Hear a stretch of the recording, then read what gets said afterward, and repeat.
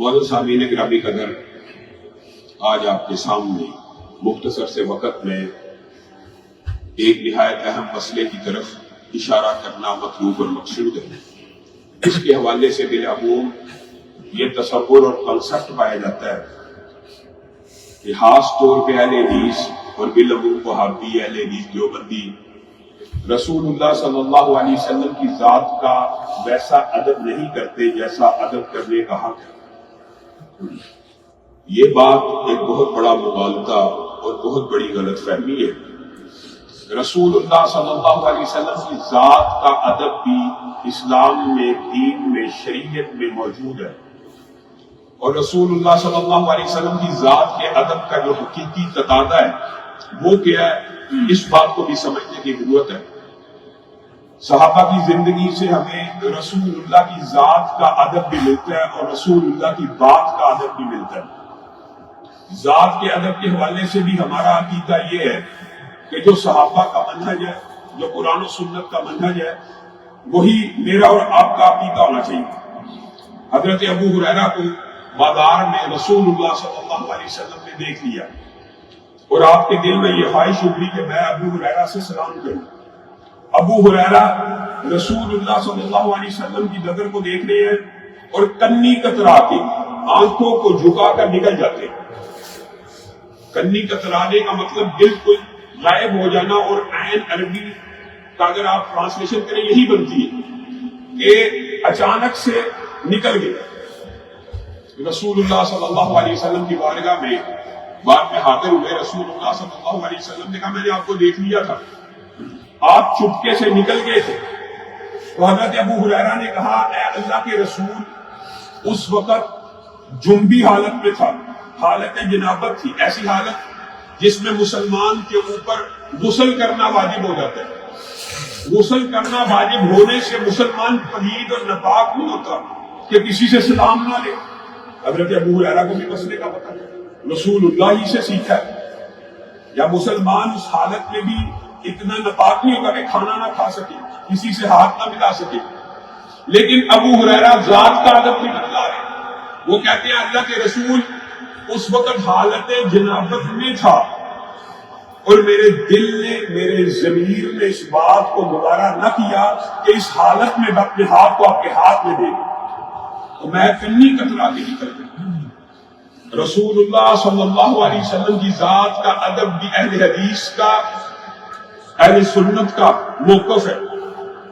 حضرت ابو ایوب انصاری کا واقعہ، لوگ کہتے ہیں جی اہل حدیث اور وہابیوں سے ہم نے رسول اللہ کی ذات کا ادب کبھی نہیں سنا، جبکہ میں یہ سمجھتا ہوں زمین کی پشت کے اوپر اہل سنت اور اہل حدیث وہ واحد لوگ ہیں جو رسول اللہ کی ذات کا ادب بھی کرتے ہیں اور ان کی بات کا ادب بھی کرتے ہیں، جیسے قرآن و سنت میں آئے۔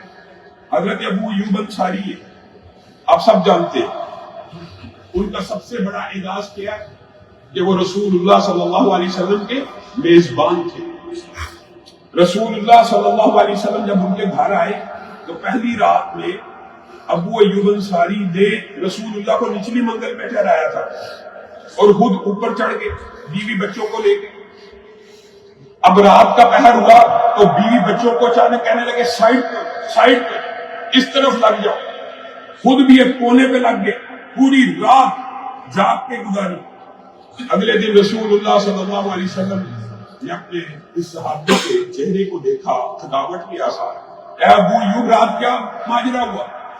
کہا اللہ کے رسول میں نے آپ کو نیچے والا پورشن تو دے دیا، لیکن جب میں چھت پہ چڑھا تو میرے ذہن میں یہ خیال آیا کہ اس چھت کے نیچے محمد الرسول اللہ صلی اللہ علیہ وسلم کی ذات موجود ہے۔ میں اوپر چل نہیں سکا، میں اوپر پھر نہیں سکا، میں نے بیوی بچوں کے سائڈ پہ رکھا۔ ابو ایوب درمیان میں ایک کوٹ موجود ہے، آپ اوپر چل سکتے۔ کہا میری غیرت اس بات کو گوارا نہیں کرتی کہ جس چھت کے نیچے محمد رسول اللہ صلی اللہ علیہ وسلم اس کے اوپر ابو ایوب چلے۔ اللہ کے رسول میں آپ کے سامنے التجا کرتا ہوں، میں آپ سے گزارش کرتا ہوں آپ اوپر شفٹ ہو جائیے، میں نیچے شفٹ ہو جاؤں۔ تو رسول اللہ صلی اللہ علیہ وسلم نے اپنے اس صحابی کے ادب کو سراہا بھی اور خود اوپر شفٹ بھی ہو گئے۔ اور رسول اللہ صلی اللہ علیہ وسلم کے صحابہ کے بارے میں یہ بات ادب کے رائے میں بیان ہوتی ہے کہ جب رسول اللہ صلی اللہ علیہ وسلم کلام کر رہے ہوتے تھے، گفتگو فرما رہے ہوتے تھے، تو آپ کے صحابہ اس طرح سر جھکا کر ان کی گفتگو سماعت فرماتے تھے، سنتے تھے کہ اس عالم میں اگر کوئی پرندہ بھی چاہے تو ان کے سر کے اوپر آ کے بیٹھ جائے۔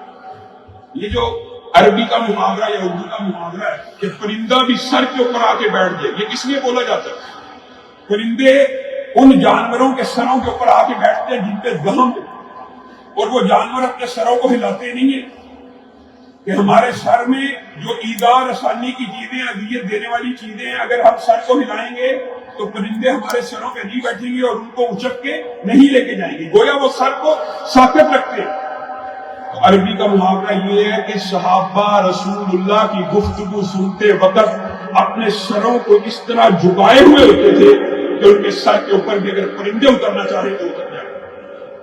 رسول اللہ صلی اللہ علیہ وسلم ایک دن باہر نکلے، دو قبیلے آپس میں تیر اندازی کر رہے، اور رسول اللہ صلی اللہ علیہ وسلم کو یہ کھیل پسند تھا۔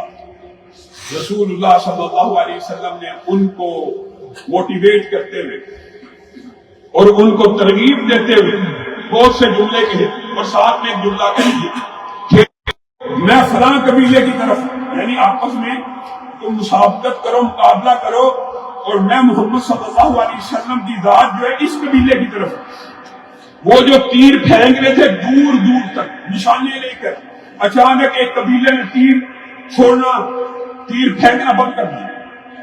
رسول اللہ صلی اللہ علیہ وسلم نے کہا آپ تیر کیوں نہیں پھینکتے، مقابلہ کیوں نہیں کرتے؟ کہا اللہ کے رسول آپ اس قبیلے کی طرف ہو اور ہم تیر چھوڑ دیں، ہم تیر چلا دیں، یہ کیسے ہو سکتا ہے؟ یہ رسول اللہ صلی اللہ علیہ وسلم کی ذات کا ادب ہے، اور صحابہ نے وہ احترام کر کے دکھایا جو مطلوب اور مقصود تھا۔ رسول اللہ صلی اللہ علیہ وسلم کے وضو کے قطرے صحابہ زمین پہ نیچے گر دیتے تھے اور ہاتھوں میں لے کے جسم کو مل لیتے تھے، اور یہ بھی صحیح روایات میں آتا ہے، غلوب اور مبالغہ نہیں کہ رسول اللہ جب گفتگو کر رہے ہوتے کئی مرتبہ مقرر تقریر کر رہا ہوتا تو کچھ تھوک کے ذرات بھی نکل جاتے، یا رسول اللہ صلی اللہ علیہ وسلم کبھی پھٹکار دیتے تو وہ کوئی صحابی آگے بڑھ کر اپنے ہاتھ پہ لے کے اس لعاب کو اپنے جسم میں بھر لیتا۔ یہ ادب ہونا چاہیے، لیکن یہ ادب کے پیرامیٹرز اور ادب کتنا ہونا چاہیے یہ بھی صحابہ نے ہمیں بتلا دیا، رسول اللہ نے سمجھا دیا۔ کون کہتا ہے اہل حدیث ادب نہیں کرتے؟ یہ سارے ادب کے تقاضے آپ ایک اہل حدیث سے سن رہے، لیکن وہ ادب جو آپ چاہتے وہ غلوب ہے، وہ مبالغہ ہے، اور اس ادب کو کرنے کی خاطر بھی ایک صحابی رسول اللہ صلی اللہ علیہ وسلم کی بارگاہ میں پیش ہوئے اور سیدھا سجدے میں پڑ گئے، سجدے میں پڑ گئے۔ اللہ کے رسول میں روبیوں کو، میں بادشاہوں کے درباروں سے ہو کے آیا ہوں، وہ سروں کو جھکاتے ہیں، تو آپ کی ذات اس بات کے زیادہ لائق ہے کہ آپ کا زیادہ احترام ہونا چاہیے جہاں وہ حد ہے۔ رسول اللہ صلی اللہ علیہ وسلم نے کہا آج کے بعد یہ حرکت نہیں کرنی، اور میری یہ امت کو آپ نے جو مشہور حدیث سنی ہے اس وقت کی ہے، اور پوری امت کو نصیحت کی کہ یاد رکھو میری امت میں سجدہ حرام ہے، اور اگر میں امت میں کسی کو سجدے کی اجازت دیتا، اگر اجازت ہوتی تو میں بیوی کو حکم دیتا کہ خاوند کو سجدہ کرے، کیونکہ خاوند کی یہ ذمہ داری ہے کہ وہ بیوی کو پالے پوسے، اس کے منہ میں لقمہ ڈالے، اس کی پرورش کرے، اس کے کپڑے کا، اس کے گھرداری کا سارا انتظام کرے۔ تو گویا جب وہ اتنے کام کر رہا ہے اپنے بھی بچوں کے لیے، تو اگر اجازت ہوتی تعظیم کا سجدہ کرنے کی تو میں بیوی کو اجازت دیتا۔ اگر بیوی کو اجازت نہیں ہے تو بتائیے رسول اللہ صلی اللہ علیہ وسلم کو اجازت ہے سجدہ کرنے کی؟ یہ غلوب ہے، یہ مبالغہ ہے۔ سجدہ صرف ایک اللہ کی ذات کو ہوگا، اور یہ ادب صحابہ نے ذات کا کیا۔ اور میں ایمانداری سے آپ کو یہ بات کہنا چاہتا ہوں، اس میں کوئی مبالغہ نہیں ہے، نہ تعصب ہے، نہ فرقہ واریت ہے۔ اللہ کی قسم رسول اللہ کی ذات کا ادب قریش مکہ بھی کیا کرتے تھے، صرف ذات کا ادب کی بات ہو رہی ہے۔ جب تک رسول اللہ صلی اللہ علیہ وسلم کے اوپر وحی نہیں اتری اور آپ نے بات نہیں کی، یعنی وہاں جنتی قول الہوا کی زبان سے، وحی والی زبان سے وحی ادا نہیں ہوئی، رسول اللہ کی بات ادا نہیں ہوئی، اس وقت تک قریش مکہ بھی کہتے تھے الصادق جا رہا ہے، الامین جا رہا ہے۔ وجہ اختلاف، وجہ تنازع کیا تھا؟ جیسے ہی رسول اللہ صلی اللہ علیہ وسلم نے گفتگو کی، بات کی، اور آج کے معاشرے میں بھی دیکھی، ہم اس بات کے قائل ہیں کہ چاہے کوئی بریلوی ہو، چاہے کوئی دیوبندی ہو، چاہے کوئی مسلمان ہو، رسول اللہ کی ذات کا ادب کرتا ہے، اس میں اختلاف ہے۔ لیکن نقطہ اختلاف کیا ہے؟ ہمارا پھر ان سے اختلاف ہے کیا؟ آہد الگ الگ مسالک نے اپنے اپنے نام کیوں رکھے؟ اس کی وجہ یہ ہے کہ ہم ذات کا ادب تو کرتے ہیں لیکن رسول اللہ کی بات کا ادب نہیں کرتے، اور جو بندہ رسول اللہ کی بات کا ادب نہیں کرتا وہ حقیقت میں ذات کا ادب بھی نہیں کرتا۔ یہ عجیب فلسفہ جی، رسول اللہ کی ذات کا ادب ہے، ذات کا ادب ہے، ذات کا ادب ہے، لیکن جیسے ہی رسول اللہ کی بات آئی چھوڑ دی۔ بات میں اپنے پیر کی مانوں گا، بات میں اپنے فقیہ اور امام کی مانوں گا، میں بات جہاں بات کی ذات کا بڑا ادب ہے رسول اللہ کا، بات کا کوئی سرے سے ادب ہی نہیں ہے۔ بات کا ادب ہو تو آج آپ کو ہر مسلمان کے چہرے کے اوپر رسول اللہ کی سنت صحیح بھی نظر آئے گی، نہیں آتی۔ ہم اپنے آپ کو اہل حدیث کہتے ہیں کہ حدیث رسول آئے گی لبن جھک جائے گی، جو بھی بات ہوگی ہم اس کو ٹھوکر پہ رکھیں گے، لیکن جب کہا جاتا ہے رسول اللہ صلی اللہ علیہ وسلم کے چہرے مبارک کے اوپر داڑھی تھی، یہ بات نہیں ماننی۔ ہم لوگوں کو تو کہتے ہیں ہم رسول اللہ کی بات نہیں مانتے، لیکن ہمیں اپنے گریبانوں کو بھی بولنا چاہیے کہ ہم رسول اللہ صلی اللہ علیہ وسلم کی بات کو کتنا مانتے۔ رسول اللہ صلی اللہ علیہ وسلم کے صحابہ نے اس بات کے اوپر بھی عمل کر کے دکھا دیا۔ رسول اللہ خطبہ دے رہے، جیسے انسان تقریر کر رہا تھا، خطبہ دے رہا تھا، ایک کھڑکی سے باہر بھی کچھ لوگ چل رہے ہیں، باہر سے کچھ لوگ بھی نظر آ رہے ہیں، یہ سامنے کچھ احباب کھڑے۔ رسول اللہ صلی اللہ علیہ وسلم نے عین خطبے کے دوران ایک صحابی کو اسی طرح کہا، سامنے جو کھڑا تھا بیٹھ گیا۔ یہ الفاظ ادا ہوئے، ایک صحابی ابھی مسجد کے اندر داخل نہیں ہوئے، باہر کھڑے ہیں، ان کے کان سے یہ آواز ٹکرائی، کس کی؟ محمد رسول اللہ صلی اللہ علیہ وسلم کہ بیٹھ جب وہ ادھر ہی بیٹھ گئے۔ رسول اللہ صلی اللہ علیہ وسلم نے بعد میں کہا، اے عبداللہ، میں نے آپ کو تو نہیں تھا کہا کہ آپ بیٹھ جائیں، میری مراد تو اپنے سامنے والا شخص تھا، اور میں نے نوٹ کیا آپ باہر تھے، آپ وہیں پہ بیٹھ گئے۔ اس صحابی نے جو جواب دیا، یہ ہمارا منہج ہونا چاہیے، یہ ہمارا نقطہ نظر ہونا چاہیے، اور اس کا مفہوم یہ ہے، اللہ کے رسول آپ کی آواز کان سے ٹکرائی، بیٹھ جاؤ، اور میں کھڑا رہتا، میرا تو ایمان ختم ہوتا۔ رسول اللہ کی بات آپ کے کان سے بھی ٹکراتی ہے، ایسے کرو، ایسے کرو۔ کیا ہم اس طرح بات کا ادب کرتے؟ رسول اللہ صلی اللہ علیہ وسلم نماز پڑھا رہے، اچانک نماز کے اندر اپنے جوتوں کو اتار دیتے، پیچھے سارے کے سارے صحابہ بھی جوتوں کو اتار دیتے۔ رسول اللہ علیہ السلام پھیرا، کہا اللہ کے بندو، میں نے جوتوں کو کسی وجہ سے اتارا، آپ نے بھی اتارا۔ رسول اللہ نے جس وجہ سے اتارے وہ بات بھی آئی ہے تو سمجھ نہیں۔ کہا میرے پاس جبریل امین آئے تھے اور انہوں نے مجھے آ کے کہا تھا، اے محمد صلی اللہ علیہ وسلم، دوران نماز کہ آپ کے جوتوں پہ فلاں چیز لگی ہے، آپ جوتوں کو اتار دیجئے، ان جوتوں میں نماز پڑھنا مناسب نہیں ہے۔ میں نے جوتوں کو اتار دیا، بتاؤ مجھے تو جبریل نے کہا تھا، آپ نے جوتوں کو کیوں اتارا؟ تو ان کا جواب بھی وہی ہے عبداللہ بن مسعود والا، اے اللہ کے رسول، آپ جب جوتوں کو اتار دیں، مفہوم یہ ہے، اور ہم پہنی رکھیں، ہمارا تو ایمان ختم ہو جائے۔ ایک ہی ذات ہے، اور یہاں پہ ایک مسئلہ بھی فقہی طور پہ نکلتا ہے۔ رسول اللہ صلی اللہ علیہ وسلم نے جوتے پہنے ہو، چند فٹ کے فاصلے کے اوپر ہو، ان کے اوپر کوئی چیز لگی ہو، ضروری نہیں ہے اللہ نہ بتانا چاہے تو اس کا بھی نہ بتائے، اور اگر بتانا چاہے علم نہ ہو سکا، جبریل نے دوران نماز آ کے بتلایا تو جوتے اتارے، اور بتلانا چاہے تو رسول اللہ صلی اللہ علیہ وسلم بدر کے میدان میں کھڑے ہو کے یہ کہے، کل فلاں کافر اس مقام کے اوپر، اس جگہ کے اوپر قتل ہوا پڑا، اور اگر نہ بتانا چاہے تو جوتے کے نیچے لگی ہوئی غلاظت نہیں۔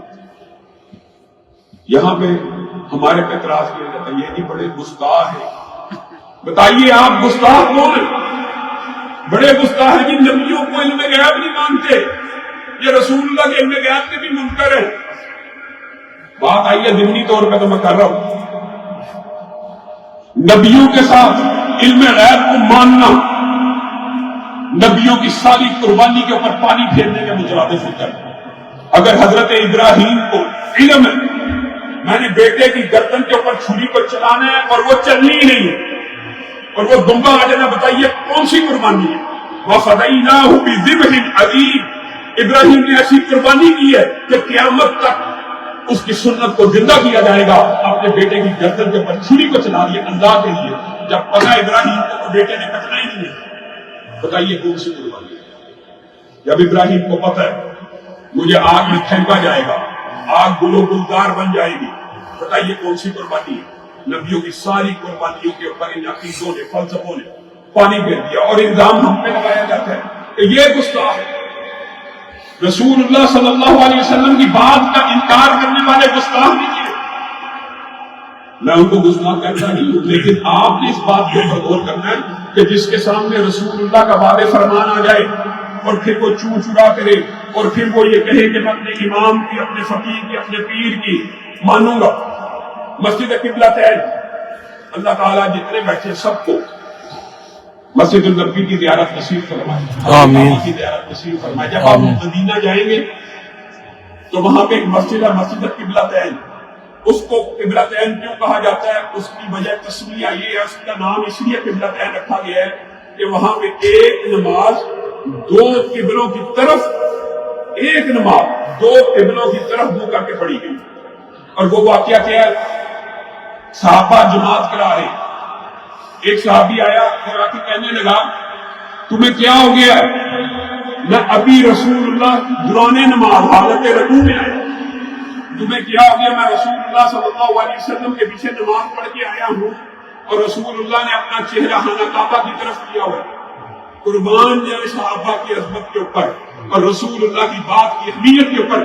جیسے کان سے یہ بات ٹکرائی، رسول اللہ نے اپنا چہرہ خانہ کعبہ کی طرف کر لیا. وہ صحابی حالت رکوع کے اندر، امام قبلہ تبدیل کر حالت رکوع کے رکوع کی حالت میں چلنا پھرنا کتنا مشکل ہوتا ہے. قیام ہو تو بندہ آگے پیچھے ہو سکتا ہے اور پیچھے سارے صحابہ بھی اپنا قبلہ بدلے. اگر ان سے پوچھا جائے تو مفہوم یہی بنتا ہے آپ رکوع سے سر اٹھا لیتے، آپ سلام پھیر کے قبلہ تبدیل کر لیتے. تو جواب یہ ہے جیسے ہی کان میں یہ بات ٹکرائی، رسول اللہ صلی اللہ علیہ وسلم نے چہرہ ادھر کر لیا تو ہم رکوع سے بھی سر اٹھاتے، کوئی ایمان چلا جاتا. ایمان اس چیز کا نام ہے کہ جیسے ہی رسول اللہ صلی اللہ علیہ وسلم کی بات، عمل اور فعل کان سے ٹکرائے، پھر اپنی ذات، پھر اپنا امام، پھر اپنا پیر، اپنا فقیر، اپنا نفس، اپنے جذبات، اپنی خواہشات کو بھی پرے پھینک دو. اور صحابہ نے یہ کر کے بھی دکھایا. یہ ایک بہت لمبا چوڑا تفصیلی باب ہے، صرف اشارے کرتا جاؤں گا.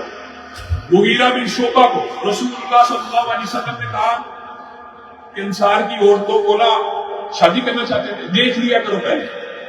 اور یہاں سے بھی بہت سے فقہی مسئلے نکلتے ہیں. بعض لوگ یہ سمجھتے ہیں منکرین حدیث اور بعض علماء کہ چہرے کا پردہ ہی نہیں. رسول اگر چہرے کا پردہ نہ ہوتا تو رسول اللہ مغیرہ بن شعبہ کو کہتے دیکھ لیا. کیا دیکھنے کے لیے اجازت دی ہے؟ چہرہ دیکھنے کے لیے اجازت دی. اگر چہرہ پہلے سے ہی ننگا ہے تو پھر کس چیز کو معاذ اللہ برہنہ دیکھنے کی اجازت دی ہے؟ جو آپ نے حدیث سنی ہوئی ہے وہ یہی ہے مغیرہ بن شعبہ کہ جس سے آپ کی نسبت طے ہو رہی ہو، نکاح ہو رہا، اس کو دیکھ لیا کرو. تو اس کو برہنہ دیکھنے کی اجازت ہے یا اس کا چہرہ دیکھنے کی اجازت ہے؟ مغیرہ بن شعبہ کو جب اجازت دی تو وہ انصاری صحابی کے گھر میں پہنچے. بڑا لمبا چوڑا واقعہ، وقت محدود ہے، زیادہ باتیں عرض کرنا چاہتا. والد کو کہا، والدہ کو کہا، وہ انصاری غیرت مند جلال میں آ گئے کہ مغیرہ بن شعبہ کہہ رہے کہ آپ کی بیٹی کا میں چہرہ دیکھنا چاہتا ہوں. غصے میں آ گئے. بیٹی یہ باتیں سن رہی ہے اور مغیرہ بن شعبہ کے منہ سے یہ الفاظ نکلے کہ رسول اللہ صلی اللہ علیہ وسلم نے مجھے حکم دیا کہ میں اگر شادی کرنا چاہتا ہوں تو اس کو دیکھ لوں. بیٹی تیزی سے آگے بڑھی اور کہنے لگی اگر تو رسول اللہ نے یہ حکم دیا ہے تو میں اپنے چہرے سے کپڑے کو اٹھاؤں گی، تو دیکھ لی، اور اگر رسول اللہ نے یہ اجازت نہیں دی تو یہاں سے دفع ہو جاؤ۔ ضمیر گوارا نہیں کر رہا، غیرت گوارا نہیں کر رہی، لیکن چہرے سے نقاب کو اٹھا دیا کہ ماں باپ غصے میں آ رہے۔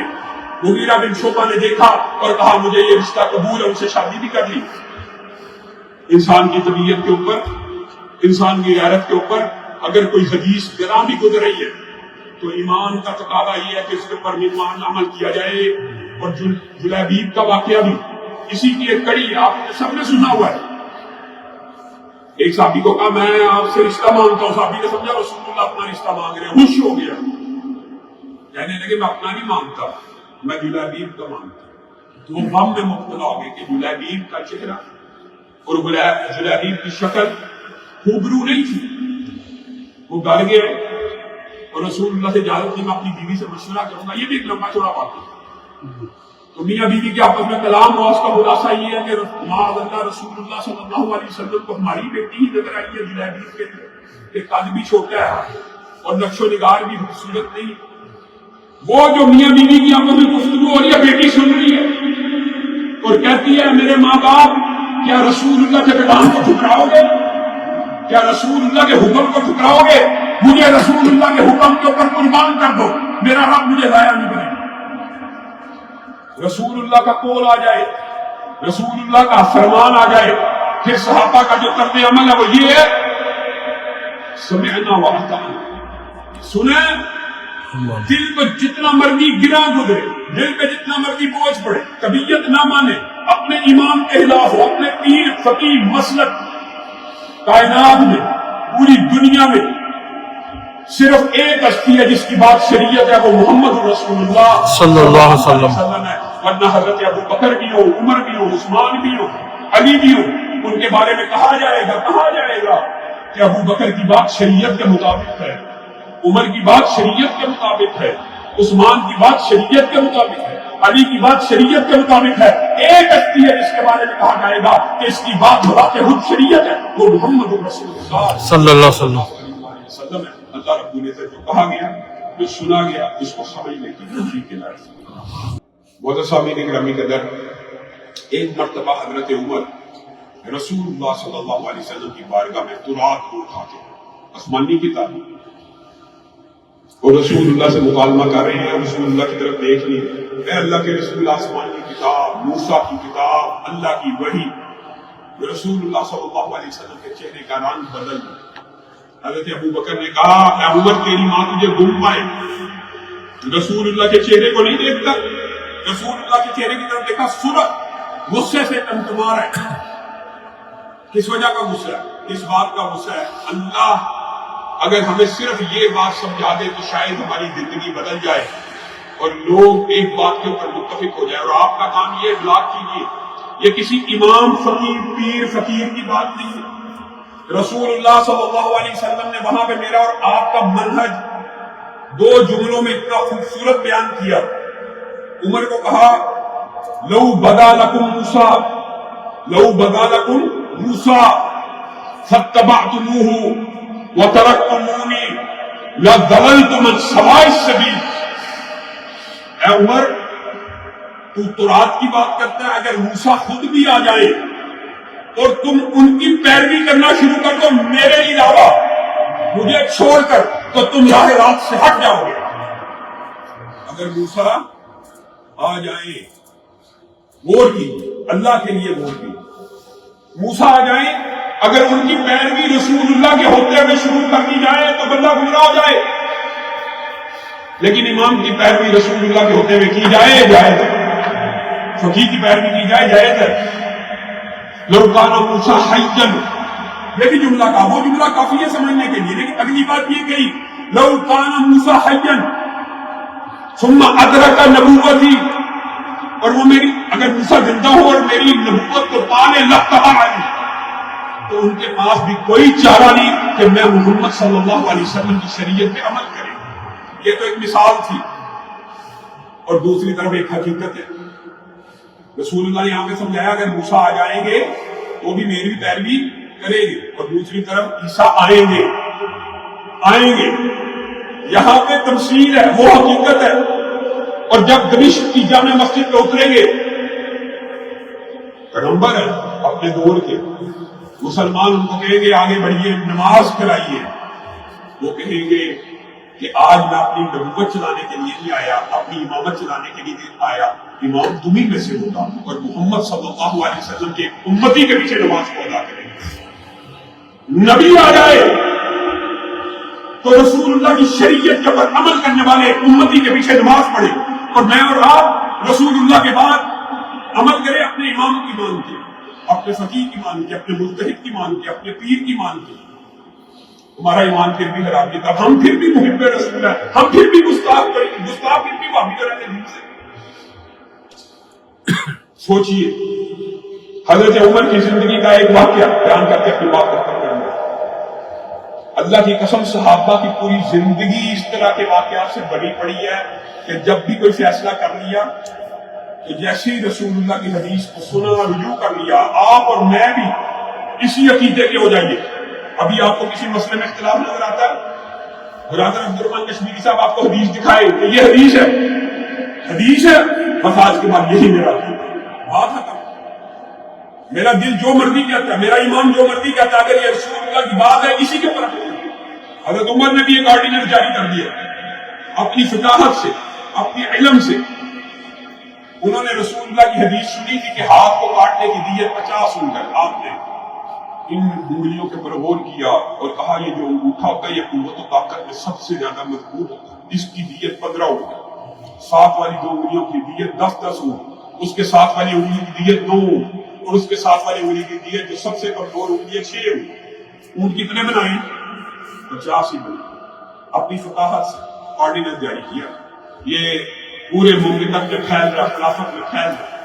مصر کے قاضی کے پاس جس وقت یہ آرڈیننس پہنچتا ہے وہاں پہ خوف بن مالک بیٹھے ہوئے، اور وہ اس سارا آرڈیننس پڑھتے ہیں، وہ کہتے ہیں اگر کوئی فیصلہ آ گیا ہاتھ کے کٹنے کا، انگلیوں کو کٹنے کا، تو آپ نافذ نہیں کرنا، میں عمر سے ملنا چاہتا ہوں۔ یہ صحابہ کا منہج، یہ دوڑتے ہوئے 3 دن 3 راتیں سیدھا مدینہ پہنچ گئے۔ حضرت عمر سے دروازہ کھٹکایا، پوچھا باہر ہے، آپ نے یہ آرڈیننس جاری کیا ہے؟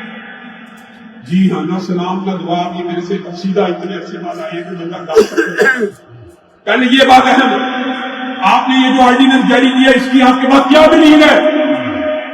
عوف بن مالک صحابیت کے درجے میں وہ درجہ نہیں رکھتے جو حضرت عمر کا درجہ، وہ خلیفہ راشد بھی ہے، ان کے پاس سند رسول کی موجود ہے۔